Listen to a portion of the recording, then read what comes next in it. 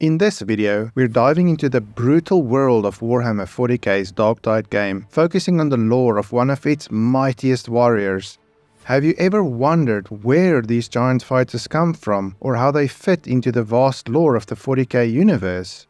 I'll also discuss the strategic role Ogryns play in the Imperium's armies, and highlight the different types of Ogryns you might play as based on the weapon choice in Darktide. Understanding their background not only enriches your gaming experience, but also provides you with some RPG inspiration. Let's explore the origins of the Ogryn, their evolution, and how their lore integrates into Darktide.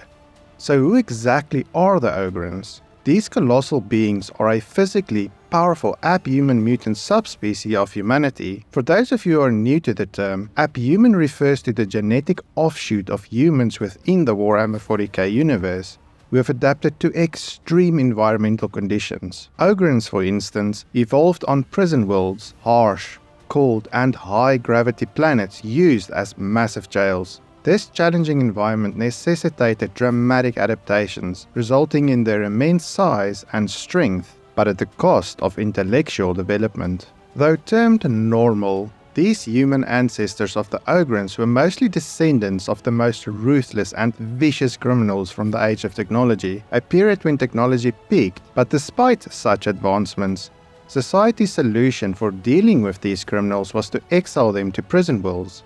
Essentially, entire planets converted into massive jails. Over thousands of standard years, the harsh living conditions on these prison worlds, with scarce food and vicious predatory animals, the prisoners' descendants grew significantly in size and strength. However, this physical evolution came at a significant cost to their intellectual development. As a result, Ogryns are now larger, heavier and bulkier compared to baseline humans. Their distinctiveness is further accentuated by their notably poor personal hygiene, which is ironically almost criminally neglectful.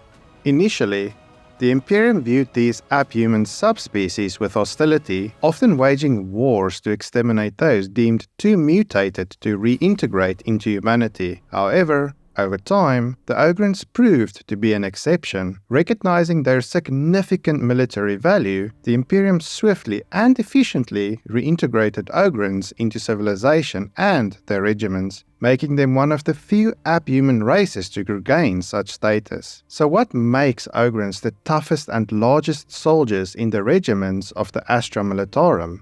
Ogryn stands an imposing 10 Terran feet, which is about 3 meters tall, and possess a resilience that allows them to shrug off wounds that would be fatal to an Imperial Guardsman.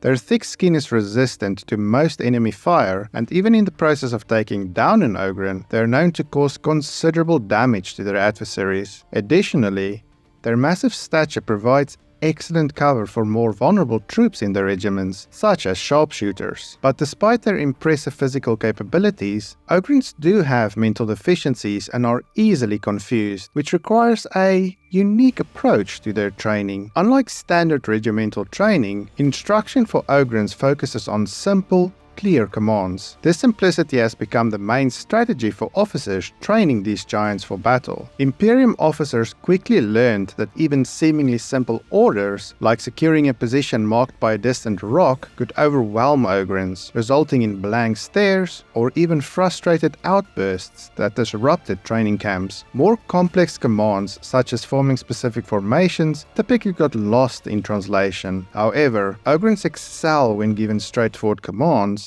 like holding a line.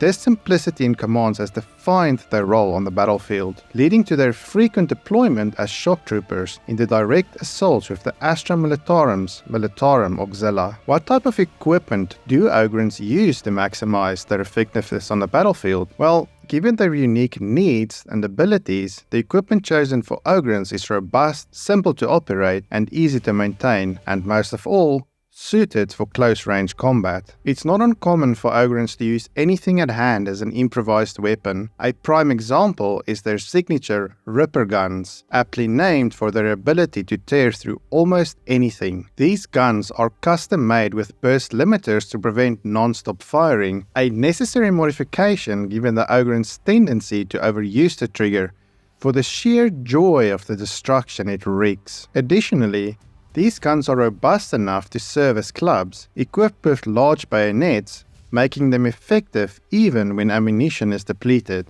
For defense, Ogryns typically wear custom-fitted flak armor, which is heavily reinforced to suit their massive frames. In some cases, Ogryns have even been known to repurpose vehicle parts as armor, adapting these large and sturdy materials to fit their imposing physical stature. As previously mentioned, sending Ogryns to charge straight into battle proves brutally effective. This tactic is fueled by their cultish devotion to the Emperor of mankind.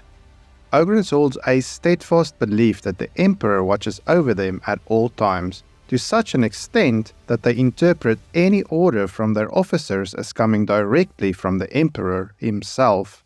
With all that said, Ogryns' incredible loyalty, unwavering determination, and formidable strength makes them a potent force on the battlefield. When you first play as an Ogryn in Darktide, you're equipped with a massive blunt club, typically wielded by the Bulwarks, the most savage and bloodthirsty of the Ogryn roles. Bulwarks are the frontliners, diving into enemy ranks with deadly rage and focusing solely on melee disruption and savagery, often foregoing any ranged weapons. The second type of specialist Ogryn is the Gunlugger.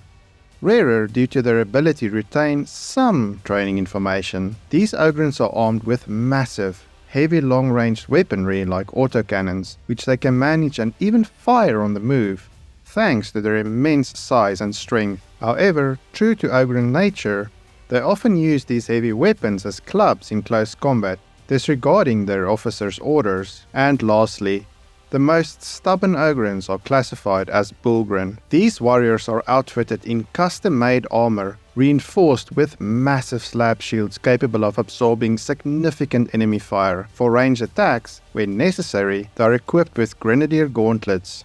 There's a wealth of lore surrounding the Ogryns that truly defines their place in the Warhammer 40k universe, and we've only scratched the surface today. If there's anything particular about the Ogryns that intrigues you, or you have your own experiences or opinions about them, please leave a comment below. What are your thoughts on Ogryns? Do you love them, despise them, or find them hilariously charming? I always get a chuckle from their voice lines during battle. I hope this dive into Ogryn lore has been enlightening and will enhance your gameplay in your next mission as an Ogryn. If you liked the video, be sure to check out my other lore videos covering Darktide. Until next time, keep crushing those hordes, and see you in the next video.